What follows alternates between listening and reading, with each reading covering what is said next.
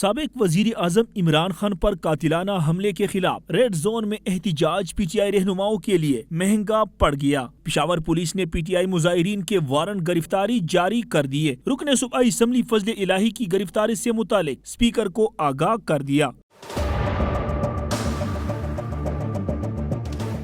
Warrant میں P T I Peshawar rural کے صدر عاصم خان کا نام بھی نامزد کیا ہے، جبکہ P T I Peshawar city کے صدر عرفان سلیم کی گرفتاری کے احکامات بھی جاری کر دیے گئے۔ رکن صوبائی اسمبلی فضل الہی کا کہنا ہے، احتجاج کرنا ہر کسی کا جمہوری حق ہے۔ پشاور میں ہوں، تمام مقدمات کا سامنا کروں گا۔ احتجاج میرا قانونی حق میں ہے، جمہوری حق بھی ہے، اور قانون کا سامنا کرنے کے لیے میں ہر وقت تیار ہوں۔